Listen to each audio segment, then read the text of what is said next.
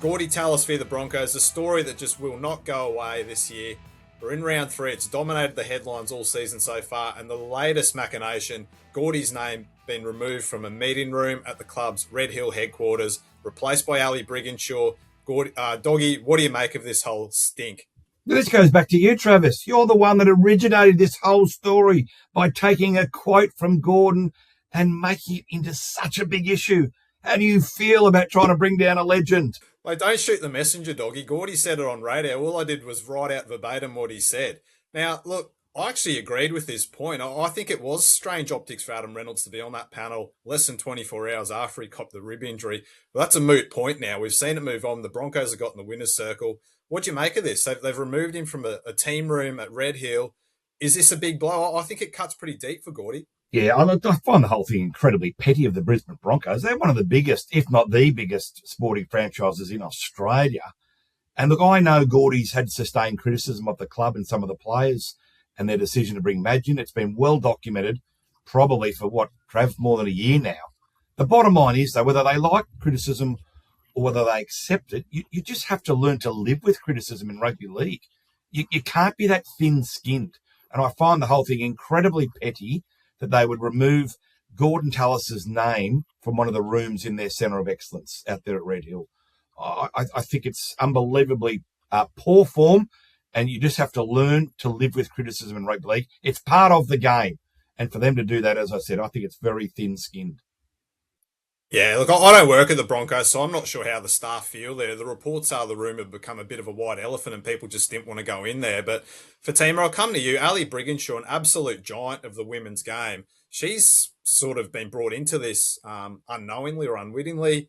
What do you make of her? What do you make of this decision? And does it sort of taint her promotion to this room as well? Yeah, look, it's an interesting one. I tend to agree with Bulldog. You know, it is a little bit petty of them to change the name of the room. I mean, if the players or the staff wanted to do their own silent protest and go, nowhere near the room, that's fine. But then to change the name to Ali Brigginshaw, who's, like you said, a giant of the women's game, an absolute trailblazer. Her name is synonymous with the Broncos. It's synonymous with NRLW, future Hall of Famer. She's absolutely deserving of an honour to be recognised at Red Hill. But to do it in the context of this slanging match with another club great, I don't think is fair on her. I don't think she would see it as an honour, as that honour being tainted. But just looking from the outside in, it's bad optics, not only in terms of the pettiness of it, but it's bad optics by the fact that they decided to celebrate and honour this legend of the game. Whether she's, a female player or a man player, she is a legend of the game in this way. So, yeah, to me, it does taint that decision a little bit, which I think is unfair for her because she's absolutely deserving of every honour that the Broncos are willing and should be giving her. Yeah, look, there's always drama up here in the Sunshine State. There's plenty down there. Bondi, Brookvale Oval, it's all happening down south. Now, Doggy, this grudge match, Thursday night, Daly Cherry Evans up against his former club, the Manly Sea Eagles. There's so much on the line this game. Now, you hammered Daly Cherry Evans after round 1, Doggy. Now you've turned your attack to the great Jake Trbojevic. You wouldn't hurt a fly, Doggy. Talk us through Bulldog's Bite this week. Yeah, I wrote a piece this morning in Bulldog's Bite. It's up online, telegraph.com.au, Trav. And look, it was a very difficult column to write. I tried to be as sensitive as I could, but the gist of it is that I think the time is coming that Jake has to consider retiring. It's a conversation that has to be had by both him, his family, and the club. We all love Jake. We revere him. He's admired on the Northern Beaches. He's done so much for the game, but look, he hasn't made a line break in 28 games. You've got to go back to 2024 for when he last made a tackle bust. So defensively, he's always been strong, Jake. That's his great strength. But offensively, in attack, he is ineffectual. I don't think there's any denying that. Even Manly fans would admit that Jake's attack in the last few months, or last year and a half, I guess you could say, has been pedestrian at very best. They're always difficult to write these stories. As you and Fatima and you, Trav, know that when you write off a legend, it can be difficult. But look, retiring, there's no shame in retiring. Someone has to at some point say, you know what, you've been amazing, but the time has come. Father Time catches up with all of us, guys. And you know what? Father Time's never, ever lost a fight. Yeah, I thought it was a very brave column to write, Doggy, and I thought you handled it really well. Like, he is such a legend of the club, such a great guy in the NRL. But as you said, sometimes when your time's up, and it's starting to look that way. Now, the flip side of this, Manly had a week off, which I think was great for them just to get out of the headlines. But this is their third home game at Brookie. They're 0-2. Could be 0-3 if they lose this. Fatima, how do you see this game? And the Roosters coming off a big loss to Penrith. They've been poor this year overall, apart from that round 2 win against the Rabbitohs. How do you think this is going to play out? I don't know. I don't know how much the week off has done for Manly. That they were like completely hapless against the Knights a couple of weeks ago. But yeah, the Roosters, I mean, historically in the last couple of years, they tend to be slow starters anyway. It takes them a few weeks to sort of get their groove, to get their rhythm. But there was massive expectations from them right from the start. DCE, of course, back to his stomping ground, this time as a Rooster at Brookvale this weekend. There's going to be a lot of attention, a lot of talk. The Roosters are a frustrating team to watch, and I can imagine if you're a Roosters fan, you sort of watch that Penrith game saying, okay, this is going to be a litmus test for us. Are we actually the premiership favourites, the early premiership favourites that everyone thought we were? Do we have a shot to be the minor premiers? And then all of a sudden, what Penrith showed them and what the Warriors showed them in round 1 is not only are the teams that are chasing Penrith more improved than what they are, like the Warriors, but the gap between the benchmark Penrith and the Roosters feels like it was wider than ever. Yes, they've still got Victor Radley to come. Yes, they've still got Spencer Leniu to come. But, DCE really hasn't found his rhythm with Sam Walker. And Sam Walker hasn't been incredible in his first 3 games. And the talking point there is going to be, well, wasn't the point of DCE coming to Bondi not only to help turn them into a premiership force, but to unlock Sam Walker, which we just haven't seen yet. So Anthony Seibold, I think this is a big game for him. He's clearly already under pressure. But Trent Robinson is sort of facing his own pressure, and not in any way suggesting that his job isn't safe. But, it's not an existential threat for Robbo. It's more, almost like tactically whether he's got the game plan to bring the Roosters into the modern game so they can compete with the likes of Melbourne and with the likes of Penrith. Yeah, look, we saw a couple of years ago, we saw that great Spoon Bowl game, the Tigers and the Eels, to decide who came last in the 2024 Premiership, I think it was. Now, I think this may have come early this year. Round 4, Sunday night on the Gold Coast, the Titans v the Dragons, anchored to the bottom of the ladder without a win this season, both teams. Doggy, what's going to happen in this one? And do you think this could be a precursor to the spoon battle of the season? Yes and no, Trav. I'm not as big a critic of the Dragons as what many others are. I know they're 0-3. It's clear. It's on the competition table. But they got rolled in Golden Point by the Dogs in Vegas. I think they led Melbourne with about 15 to go down there in Wollongong. And even yesterday, they got right back and were in the game against Parramatta. So all 3 games have been in, right up to their necks. So things just aren't going their way at the moment. A couple of silly errors, and they can be a dumb football side at times. To be honest with you, sometimes I just think the halves just don't get you to the positions where they need to be in the right positions on the field. But look, I'm not that big a critic of the Dragons. I think there's good times lie ahead for Saints. I don't think they will make the finals this year, given the start that they've had. But I don't think they're going to get the wooden spoon either. I reckon they can finish around maybe 10, 11, 12. A bit of luck goes their way, rather. They get a bit of momentum, and winning that first game can be so hard, but once you get it, it can lead to 2, 3, 4 wins in a row. Yeah, look, I'm going to turn the heat on the Titans here. They're 2 big men up front, Tino Fasua-Malawi and Moaki Fotuaika. I think they've been very poor this year. That combined, they paid $2 million a year. Tino's yet to reach 100 metres in one game this year. I think Josh Hannah, he needs more from his big men up front. They're on the big dollars. They got to stand up and do something for this Titans team if they're going to get in the winners board this year. Look, there's another big game up here. Get away from the Spoon Bowl. Friday night, Broncos v Dolphins, the first battle of Brisbane of the season. Dolphins 2 wins in a row. Broncos finally got the monkey off their back in that grand final rematch the other night. Fatima, what did you make of the Broncos? Their first win in Melbourne in 10 years. Michael Maguire's finally got a win for this season. Do you think they can back it up against the Dolphins? I think they can. I think this might be real big turning point for their season. And it's funny because last week when we were talking about the Broncos, we said it was, shades of last year where there was no energy, it just wasn't working for them. And it was shades of, a different iteration of Brisbane from last year as well, where they were a bit rocks and diamonds. And again, we've said a lot about Reece Walsh. He was, again, rocks and diamonds.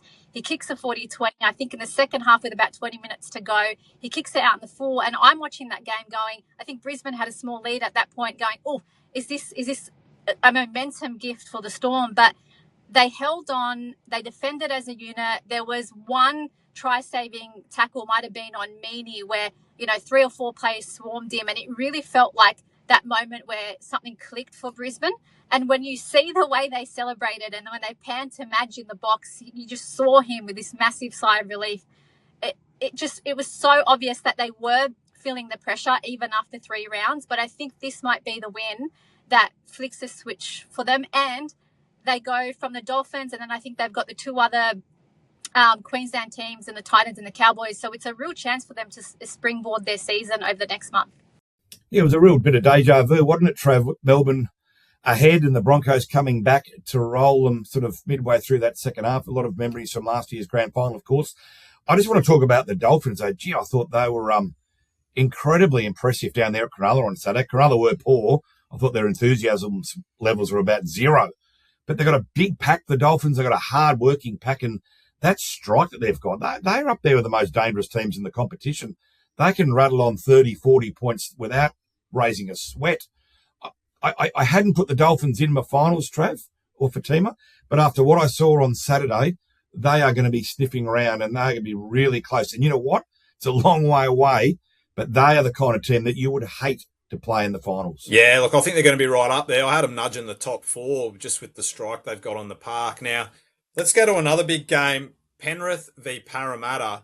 Now, I think we're all in a little bit of denial here about just how good the Panthers are this year. 3 games in, they've conceded a total of 10 points, absolutely flogged the Roosters the other night. Fatima, what have you made of the Panthers? Are they back this year? Are they the team to beat? They are absolutely the team to beat.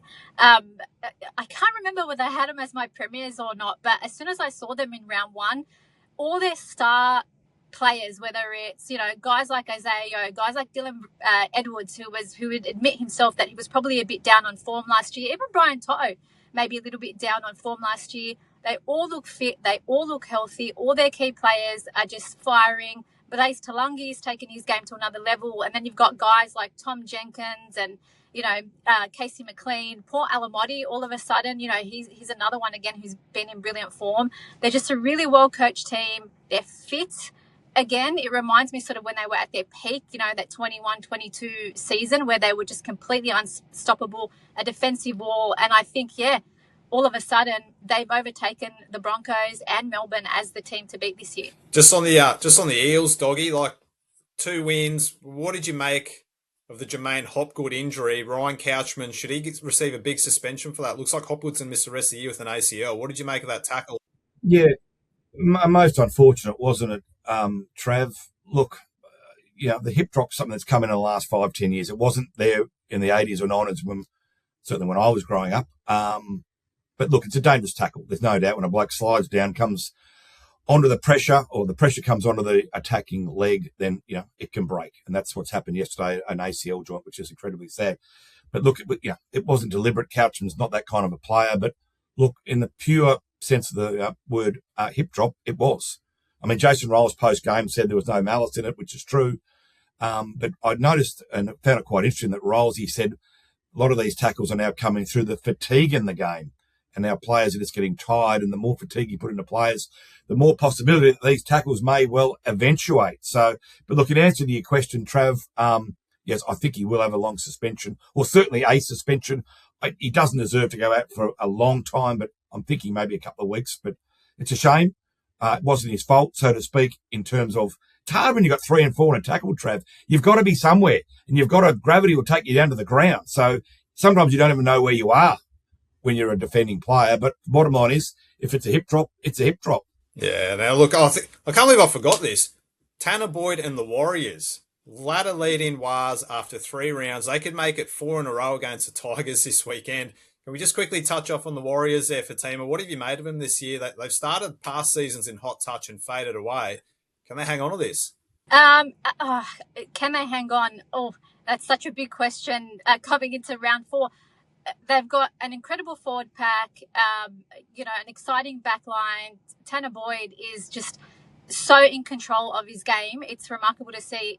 He's the same guy who, was on the outer because Luke Metcalf was supposed to be their number 7 to take them into the future. When Luke Metcalf comes back, I think around round 7, sometime late April, if they're still in the form that they are, there are serious questions as to what Andrew Webster does with Tanner Boyd, because you can't take that number 7 jumper away from him. I think they're going to be too good for the Tigers. They're playing at home. Obviously, some big injury news this week we're waiting on for the Tigers as well. We know that Jarome Luai is definitely out around 4 weeks with an MCL injury. Adam Doueihi is going for scans on Monday morning just to see the extent of that hamstring injury. So that's both their halves pairing. That's a massive loss for them. And I think, the Warriors are just going to be way too good. I think, Trav, in my opinion on this one, Tanner Boyd has to stay. It's a bizarre situation. He was never going to be signed to be their first string halfback. It was always going to be Luke Metcalf, and we know the ability that Luke does have. But when you're on a bit of a roll like the Warriors are, you've just got to be very wary of upsetting the rhythm and momentum of your side. And Tanner's got that side humming beautifully. He's running well. He's kicking well. He's doing everything right. So to take him out and bring Metcalf back in, as I said, it could really upset the rhythm of a side that's flying at the moment. And I think they'll be too strong for the Tigers. But the Warriors, I think, have shocked all of us. I thought they'd be good this year, but I didn't think they'd be a trailblazer. And Tanner's unsigned. He's unsigned for next year. So we do tend to see that sometimes players who are playing for a contract seem to find, another gear. But he's been absolutely incredible. And the Warriors, like you said, Dog, are humming on the back of it.